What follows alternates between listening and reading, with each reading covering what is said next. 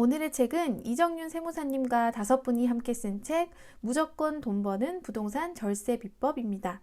다양한 부동산 절세 비법 Q&A 지금부터 시작할게요. 양도소득세는 어떻게 계산하나요?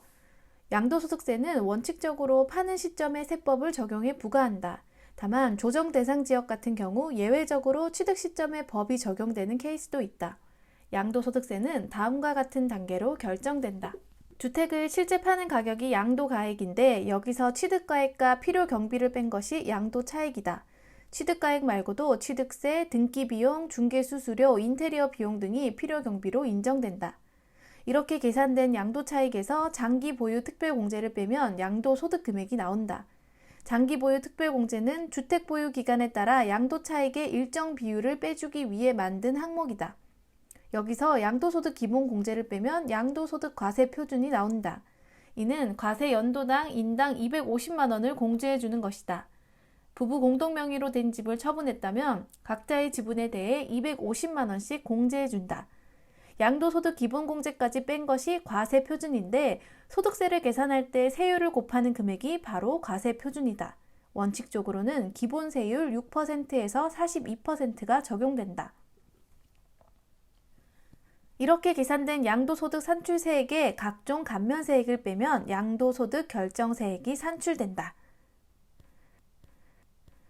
이사가기 위해 일시적으로 주택이 2채가 되었는데 어떻게 비과세 받을 수 있나요? 집을 옮기다 보면 일시적으로 2주택이 되는 경우가 많다.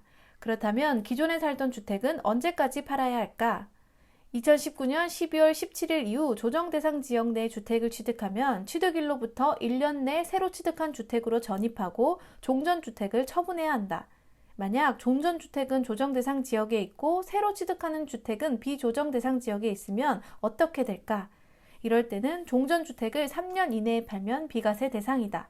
또 수도권 1주택자인데 지방으로 이전하는 법인 또는 공공기관에 종사하는 사람의 종전주택 처분기간은 최장 5년이다. 무주택자가 주택을 취득할 때 단독명의와 공동명의 중 무엇이 유리한가요? 예를 들면 결혼 15년 차인 부부는 처음으로 자가 아파트를 갖게 됐다. 아파트 가격은 14억 원으로 다음 달에 등기를 할 예정이다.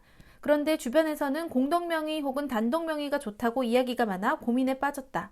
먼저 배우자가 오랜 기간 맞벌이라면 50대 50 공동명의를 하더라도 증여세 문제가 없다.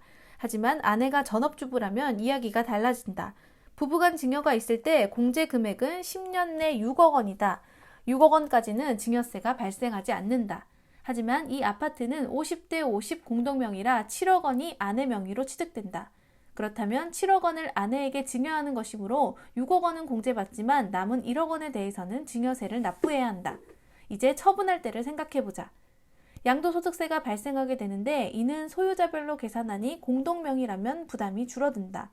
250만 원씩은 양도소득 기본공제로 각각 공제되고 양도차익과 양도소득 과세표준도 분산되기 때문에 세율이 낮아지는 효과가 생기는 것이다. 이 주택자에게만 특별히 중과가 안 되는 주택이 있다던데요. 첫 번째, 부득이한 사유로 취득한 주택. 1세대의 구성원 중 일부가 취학, 근무상 형편, 질병 요양 등 부득이한 사유로 수도권 밖 시군으로 이사하면서 1세대 2주택이 되었다면 해당 주택을 양도할 때 중과하지 않는다. 두 번째, 혼인에 의해 합가한 주택.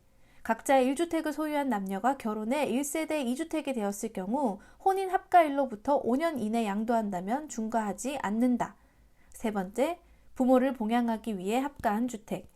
1주택 소유 세대가 본인이나 배우자의 60세 이상 직계 존속을 모시기 위해 합가하는 경우 합가일로부터 10년 이내 주택을 양도한다면 중과하지 않는다.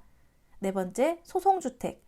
주택의 소유권을 두고 소송 진행 중이거나 소송 결과로 취득한 주택은 판결일로부터 3년 이내 양도한다면 중과를 적용하지 않는다. 다섯 번째, 위 사례를 제외하고 남은 1개의 일반주택. 위 경우들을 제외하고 가진 집이 1개만 남았다면 그 주택은 중과하지 않는다. 여섯 번째, 일시적인 2주택. 1주택을 소유한 1세대가 주택을 양도하기 전 다른 주택을 취득하면서 일시적으로 2주택이 되는 경우 종전주택을 양도한다면 중과하지 않는다. 일곱 번째, 1억 이하 저가주택. 주택 양도 당시 기준 시가가 1억 원 이하라면 중과하지 않는다. 부동산 매매법인의 장단점은 무엇인가요?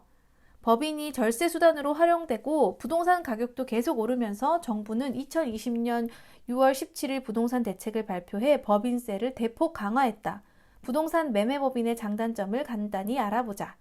장점, 양도소득세 절감, 임대소득세 절감, 상속증여세 절감, 비용 처리 범위가 양도세에 비해 다양함, 건강보험료 절감. 단점, 토지 등 양도소득에 대한 법인세 추가 과세, 취득세 중과, 종합부동산 과세 강화, 과저무주에 대한 제2차 납세 의무, 장기 보유 특별공제 미적용, 부가가치세 부담. 오늘도 찾아주셔서 감사합니다. 저는 더 좋은 책으로 다시 찾아뵐게요.